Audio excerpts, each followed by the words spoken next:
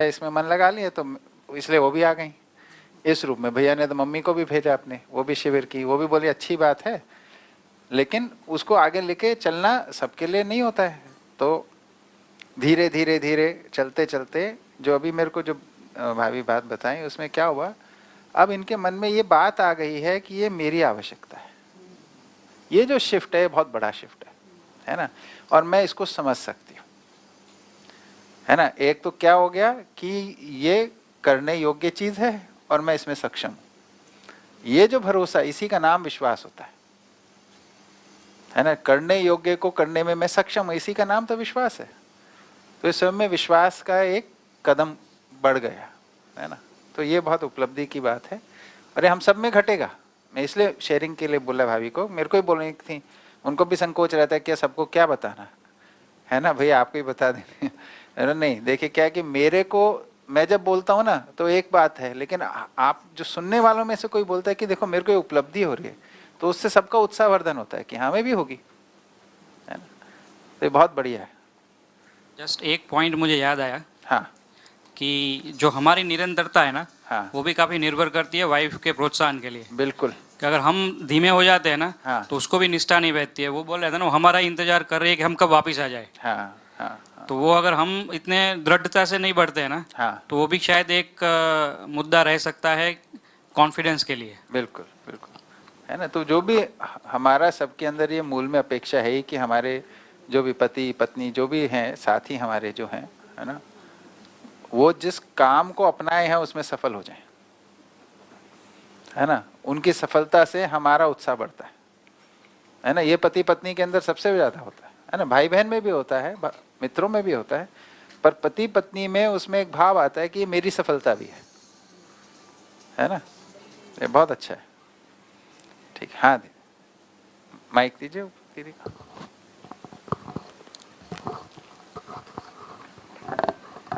नमस्ते भैया। नमस्ते। जो कल आपने वो प्रेडिक्टिव और रिएक्टिव एनालिसिस बताया और तीनों पीढ़ियाँ एक हाँ साथ, उसका जो पूरा स्पष्टीकरण किया वो एकदम से समझ में आ गया कि क्यों ग्रैंड पेरेंट्स होने चाहिए, क्यों यंग वन, और एक 3 पीढ़ी एक परिवार में। लेकिन मेरा एक प्रश्न उठ रहा है इस संबंध में कि ये तो समझ में आ गया, लेकिन जब ये पति पत्नी संबंध भी समझ में आ गया, लेकिन जब भी हम पति पत्नी संबंध में जुड़ते हैं तो पत्नी जो है उसको अपने माता पिता से दूर होना पड़ता है। तो ये कौन सी व्यवस्था का भागीदार है? वो क्यों नहीं, मीन्स ऐसा भी तो हो सकता है, ऐसा भी तो सोचा जा सकता है कि एक 2 परिवार जुड़े, मीन्स आपका और मेरा है तो हम दोनों परिवार जुड़ जाए, हाँ दोनों ही परिवार साथ में रहें, किसी को कहाँ पे जाने की क्या ज़रूरत है। तो मीन्स ये एक कारण बनता है कहीं ना कहीं। तो मुझे ये एक स्पष्टीकरण इसका चाहिए कि क्यों लड़कियों तो माता पिता का घर छोड़ना पड़ता है। उसके कोई व्यवस्था तो होगी ही, ठीक बात, डेफिनेटली, तो उस ठीक है, व्यवस्था को जानना है सिर्फ। ठीक है ठीक है। हाँ, तो ये जो मानव में जो प्रचलित अभ्यास हैं, है ना, ये किसी ना किसी कारण से आ गए, है ना। इसमें से कुछ लगते हैं व्यवस्था के अर्थ में, कुछ लगता है व्यवस्था के अर्थ में नहीं है ना। दोनों ही प्रकार की चीजें देखने को मिलती हैं। पहले तो ये हम देख लें। तो अब देखिए, जो जिनका विवाह हो रहा है ना, जो युवक और युवती हैं, है ना, जो पति पत्नी के रूप में होने वाले, इनको एक परिवार तो शुरू करना ही है ना। तो किसी एक परिवार के अंदर रह के ही ये शुरू होता है। कोई भी चीज जिसका अगली पीढ़ी आती है ना, जैसे एक बच्चा जन्म लेता है तो माँ के शरीर में ही होता है। वो बनता कहाँ है? माँ के शरीर में। एक नए परिवार का बीज भी एक दूसरे परिवार के में ही बनता है ना। तभी तो उसमें से निकल के फिर आगे जाता है। जब यहाँ संभल जाता है तभी वो आगे बढ़ पाता है। इसको इस विधि से देखा जाए। अब इसमें कोई बोले कि ये माँ के शरीर में ही क्यों बनता है, पिता के शरीर में क्यों नहीं बनता है? भाई दोनों में से एक के शरीर में बनता है। एक व्यवस्था तो करनी पड़ेगी, एक साथ तो दोनों के शरीर में नहीं बन सकता। ठीक है। तो कुछ प्रथाएं रही हमारे देश में ही, धरती पे ही कुछ प्रथाएं हैं जहाँ पे जो पुरुष प्रधान जो समाज बने, उसमें जो लड़कियां हैं वो घर छोड़ के, है ना, पति के घर चले जाती हैं। हमारे ही देश में ऐसी भी प्रथाएं हैं जहाँ लड़के जो हैं वो घर छोड़ के लड़कियों के घर चले जाते हैं। उनको भी देखा जाए।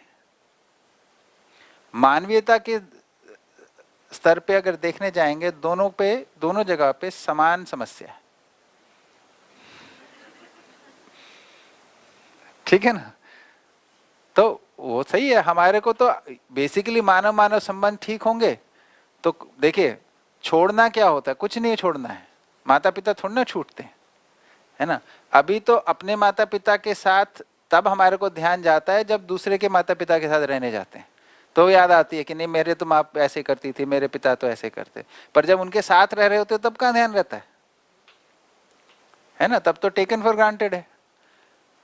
ठीक है ना? तो अगर हम ठीक से संबंध को जीना समझ जाते हैं, सीख जाते हैं, तो उनके साथ रहते हुए भी फिर अपना परिवार बनाते हुए तो दोनों का सहयोग मिलता है। फिर हमारे को परिवार शुरू करने में दोनों परिवारों का सहयोग मिलता है ना? वो व्यवस्थित होने पे ही होता है ना? नहीं तो अभी तो ये जितना सिस्टम है, इसको शरीर के अर्थ में और धन के अर्थ में बनाया हुआ है। इसमें जो सोचा गया भाग है वो शरीर के अर्थ में सोचा है, शरीर की सुविधा के अर्थ में, और धन के आदान प्रदान के अर्थ में सोचा है ना? क्या लेन देन होगा, कब कौन सा लेन देन होगा, इसको तो सोचे हैं, है ना? और उसमें भी कहीं ना कहीं शोषण मानसिकता आ गई बाद में। पहले कोई अच्छे मन से ही सोचे होंगे कि भैया इसकी जरूरत पड़ती है इन वस्तुओं की, तो कुछ वस्तुएं इस परिवार से आ जाएं, कुछ चीज इधर से मिल जाए, है ना? अब वो शोषण मानसिकता बन गई, वो अधिकार मान लिया कि इतना मिलना है, कितना मिलना है, ये सब में फंस गए जाके। बेसिकली जब व्यवस्था नहीं होती तो फंसना ही होता है। जो संतुलित नहीं है वो फंसेगा ही, और क्या होगा, है ना? फंसेगा फिर सड़ेगा, वही चल रहा है। ठीक है ना? तो क्या इसमें टेक अवे क्या है? टेक अवे ये है, कोई भी कड़ी से उसकी अगली पीढ़ी की जो कड़ी है उसको संरक्षण चाहिए। तो एक नए परिवार की शुरुआत किसी परिवार में समा के ही होती है, यही प्राकृतिक विधि है ना? जैसे एक बच्चा जो है माँ के शरीर में ही पहले पनपता है, फिर वो एक कुछ स्थिति में आके उसी के बाद दुनिया में आता है। ऐसा ही परिवारों के साथ भी है ना?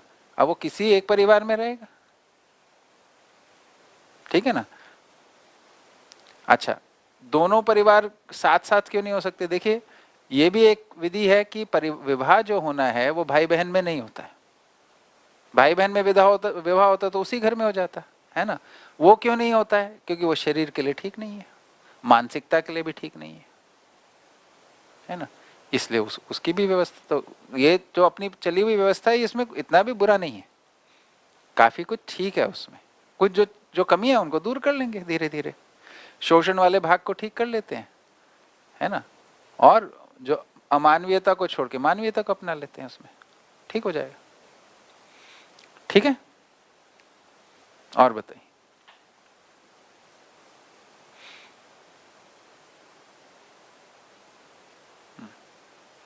कोई और बात? ठीक है, तो आगे क्या चर्चा की जाए? खूब सारी बातें इस बार परिवार पे, संबंध पे, न्याय पे हो गई ना?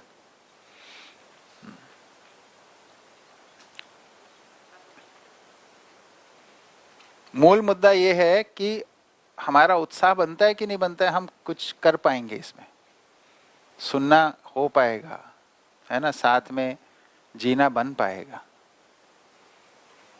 कोई स्पष्टता बनी कि नहीं बनी इस शिविर में, है ना? ये मूल मुद्दे हैं, तभी तो आगे के लिए उत्साह बनेगा। ठीक है, ठीक है। कल हमारी एक जो चर्चा हुई थी कि जिसके अंदर हमने मानव शरीर रचना के बारे में पूरा सुना था, बात की थी ना मैंने, धरती के विकास में लेके, है ना, पदार्थ से लेके प्राण रचना से, है ना, कैसे जीव शरीर हुए और वो सब। इस सब में एक बात और मैं ध्यान आकर्षण कराना चाहूंगा उसी संदर्भ में, कि ये जो उदातीकरण की बात आई, उदातीकरण जो है यानी जो है उससे आगे की स्थिति का बनना, आगे की प्रजाति का बनना, है ना, घटना विधि से होता है। जो उदातीकरण में ब्रह्मांडीय किरणों की एक भूमिका है। जैसे पानी बनना, पानी बनने की जो घटना घटी धरती पे, उसमें ब्रह्मांडीय किरणों की एक भूमिका है। ये बात क्यों महत्वपूर्ण है कि ये जो पूरा जो ब्रह्मांड है ये भी हमारे लिए पूरक है। तो धरती का जो वातावरण है, वो बाकी ग्रह गोल नक्षत्र है ना, ये सब इनके आश्रय में ही धरती पलती है, फलती फूलती है ना। तो वो भी एक व्यवस्था के अंतर्गत ही है। और ये ब्रह्मांडी किरणें क्या हैं? तो हर ग्रह के अंदर पाए जाने वाले अजीर्ण पदार्थ है ना, जिनमें से विकिरणीयता होती है। तो हर ग्रह में कुछ विकिरणीय पदार्थ है, वो रेडिएशन निकलता ही है। तो एक ग्रह से निकला, दूसरे से निकला, तीसरे से निकला, और ये सब मिलते हैं और फिर ये एक सारे की सारी किरणों का एक प्रभाव बनता है। इसको बोल रहे हैं हम ब्रह्मांडीय किरणें या कॉस्मिक रेज। इसका स्रोत क्या है? स्रोत वही है, अजीर्ण परमाणु, यानी कोई मिस्टीरियस चीज नहीं है। ये कहाँ से आ रहा है? हर ग्रह के अंदर रेडियो एक्टिव मेटल है ही, उसमें से रेडिएशन है ही। धरती का भी है, चंद्रमा का भी है, मंगल का भी है ना, बाकी सभी ग्रहों का है। और वही ये सब मिलकर संयुक्त आचरण कर रहे होते हैं, इनके संयुक्त प्रभाव ट्रांसमिट हो रहे होते हैं। तो धरती का जो रेडिएशन मेटल है उसका प्रभाव चंद्रमा पे है और ग्रहों पे जाता है। ऐसे ही चंद्रमा पे मंगल का भी आता होगा, सूर्य का भी आता होगा, है ना। तो सभी इकाइयों का, ये सभी नैसर्गिक हैं, इनका मिलके सभी एक दूसरे के लिए वातावरण को बनाती हैं। तो कॉस्मिक जो रेज हैं या ब्रह्मांडीय किरणें हैं, ये इसी विधि से हमारे को प्राप्त हैं और इनकी एक निश्चित भूमिका है इसमें। तो अगली प्रजाति को प्रकट करने के लिए जो मैकेनिज्म क्या बनता है ब्रह्मांडीय किरणों का, उसमें योगफल होता है, उससे वो स्थिति आगे बढ़ जाती है ना। जो जैसे जेनेटिक मटेरियल में चेंज होगा, उसका वो किस आधार पे होगा? ये कॉस्मिक रेस के आधार पे होगा, उससे उसमें परिवर्तन होता है। ऐसे हाँ हाँ हाँ। तो इन किरणों का प्रभाव तो बहुत वो है, ये प्रभावशाली है, शरीर पे बहुत प्रभावित करती हैं। तो मानव जब इसे प्रयोग करता है तो वो अव्यवस्था के रूप में, अभी प्रकृति में ये व्यवस्था के अर्थ में, ये बहुत बड़ा अंतर है ना। इससे सम प्रभाव हो रहा है ना, चीजों को नए रूप में क्रिएट कर रहा है ना। ये काम इससे होता है। ब्रह्मांडीय किरणों की एक रेफरेंस आपको देना चाहना है ना। हाँ, इन ब्रह्मांडीय किरणों का एक भी योगदान रहता है। हाँ बिल्कुल। हाँ, सिर्फ ब्रह्मांडीय रेडियो एक्टिव का ही रोल होता है या गुरुत्वाकर्षण बल या ताप दाब नमी का भी कुछ इसमें इम्पोर्टेंस है? देखिए ताप दाब नहीं, ताप विद्युत ध्वनि, इसको जिसको हमने किरण बोला था, किरण और विकिरण के संयोग में ही ब्रह्मांडीय किरणें है ना। किरण जो है वो जल्दी पच जाती है, विकिरण दूर दूर तक, बहुत दूर तक जाती है। ठीक है।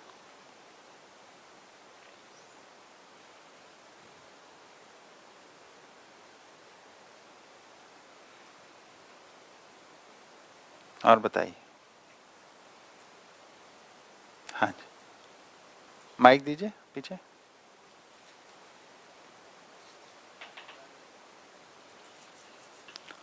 क्या ये जो ज्योतिष विद्या बोलते हैं, हाँ, तो वो ये इसके आधार पे बोलते हैं कि ये आपको ये फ्यूचर में ऐसा होगा, फ्यूचर में ऐसा होगा, वो उन्होंने पहचान लिया तो वो सही है या फिर गलत है? क्योंकि वो बोलते हैं कि भविष्य में आपके साथ ये होगा, तो वो हमारी स्वीकृति हो जाती है, वो बोलते हैं, इसलिए ये ऐसा होता है या फिर? देखिए ज्योतिष का एक भाग है जिसको बोलते हैं कि जिसमें बताते हैं क्या होगा, है ना। तो उसमें बताने वाले जो फल को बताते हैं, उसमें उसमें योग को बताते हैं, है ना, जिसमें राजयोग सबसे ऊपर है ना, उसके बाद बाकी योग होते हैं। तो उन योगों को अगर आप पढ़ेंगे, देखेंगे कि क्या बताया, क्या क्या बताया जा सकता है, तो पता चलेगा वो सारे अमानवीयता की सीमा में ही है। जितने योग हैं सबसे अच्छा राजयोग है। राजयोग का मतलब क्या है? राजा की तरह जिएगा, राज करेगा, है ना। अमानवीयता की सीमा में ही है। उनकी गणनाओं की विधि में गणना तो ठीक है, लेकिन बताना क्या उस गणना को करके। तो पहले पूरे मानव के अंदर जितने भी हम जिनके फल परिणाम की बात करते हैं, पहले ये समझ में आना जरूरी है। तो जब मानव परंपरा बनेगी तो ज्योतिष शास्त्र फिर से लिखा जाएगा, फिर उसमें बताया जाएगा मानवीयता के अर्थ में। अभी सारे प्रेडिक्शंस जो हैं अमानवीयता के अर्थ में। तुम्हें धन मिल जाएगा, तुम्हारी नौकरी छूट जाएगी, तुम्हारी शादी हो जाएगी, नहीं होगी, है ना, ये सभी है उसमें। तो जितना जागृत थी मानव परंपरा उतने अर्थ में वो सारे फल हैं। ठीक है। लेकिन भैया उसमें जो बोलते हैं तो वो कई बार वो सच हो जाता है, तो फिर वो आप, ऐसा देखा है भैया, है ना भाई, हम बोले हैं कि मैदान के अंदर, है ना, बच्चे खेल रहे हैं, है ना, हमारे बच्चे को बोले तुम आज खेलते हुए गिर जाओगे, हम 100 बच्चों को बोल दीजिए, 1-2 तो गिर ही जाता है। जो गिर जाता है मान लेता है, इन्होंने बता दिया।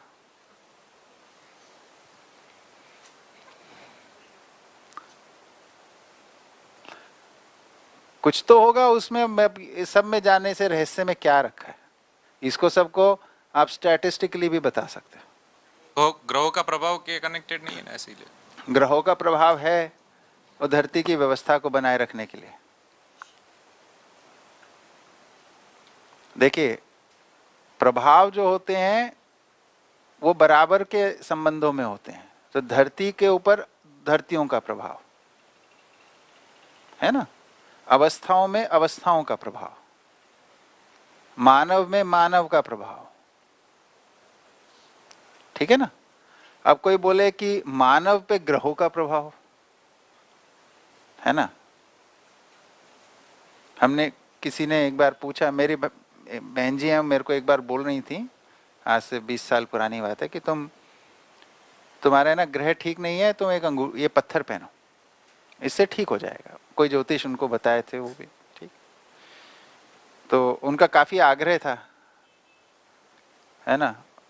तो मैंने बाबा जी से बात की कि भाई ये सब क्या होता है, पत्थर का क्या। मैंने नहीं पूछा, वो बोल रही है, मैंने पूछा पत्थर का क्या रोल है। तो बोले वो जो धरती में जहां पड़ा है वहां पे सबसे अच्छा काम करता है, उसका जो काम है वहां पे करने के लिए वहां पड़ा है। ठीक है।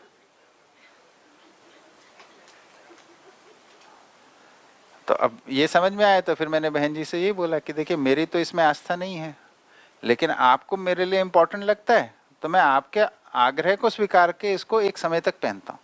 मैं 1 वर्ष पहनूंगा, उसके बाद मेरे को इसका प्रभाव कोई दिखा तो मैं पहन के रखूंगा, नहीं दिखा तो छोड़ दूंगा। तो उन्होंने मान लिया, तो 1 साल बाद मैंने दे दिया था उन्हें वापस, है ना। क्योंकि संबंध प्रधान है ना, मुद्दा नहीं। ये भी जिद कर सकते हैं मैं तो नहीं पहनूंगा।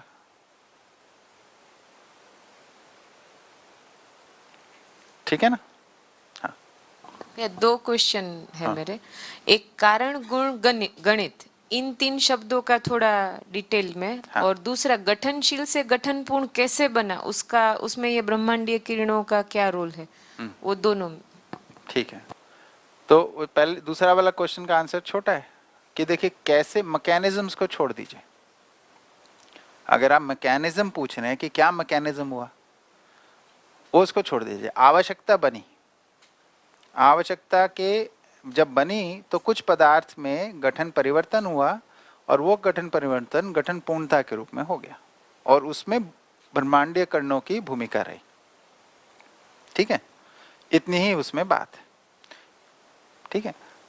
अब जैसे भाई 2 अंशों का 4 अंशों में जब परिवर्तित होता है, या 100 अंशों का जब वो 80 के अंश में, तो वो क्या कारण होता है, कैसे हुआ को कैसे बोलेंगे। तो अंश ही कहीं आगे पीछे होंगे, कुछ बाहर जाएंगे, कुछ अंदर आएंगे, तो ऐसे ही कुछ प्रक्रिया हुई होगी। इसको होने के कारण में कुछ ब्रह्मांडीय किरणों की भूमिका, इतना ही बोल रहे हैं उसमें। ठीक है, उतनी सी बात है वो। फिर जहां तक कारण गुण गणित, की बात है, ये क्या है ना? तो मानवीय भाषा, मानव में जो भाषा है उसकी एक निश्चित भूमिका है। मानव में भाषा की निश्चित भूमिका है। भाषा शब्द आता है भाषने से, तो भाषा का प्रयोजन है जिससे अर्थ का पता चले, अर्थ की ओर इशारा करे, है ना? अर्थ की तरफ ध्यान लाने के लिए कारण, गुण और गणित, इन तीनों की आवश्यकता पड़ती है। कहीं पे कारण की जरूरत पड़ती है, कहीं गुणों की बताना पड़ता है, कहीं गणितीय विधि से बताना पड़ता है ना? तो मानवीय भाषा के 3 अंग हैं, कारण, गुण और गणित। मानव परंपरा में अभी गुणात्मक भाषा और गणितीय भाषा का प्रचलन है, कारणात्मक भाषा का भी प्रचलन नहीं है, क्योंकि अभी प्रयोजन और कारण को ठीक से समझे नहीं है, इसलिए नहीं हो पाता, है ना? कॉज एंड इफेक्ट को जानते हैं तो इसलिए गुणों की बात कर लेते हैं कुछ और गणित की बात कर लेते हैं, ठीक है ना? गणित का मतलब होता है 2 ही क्रियाएं गणित के अंदर मूल में,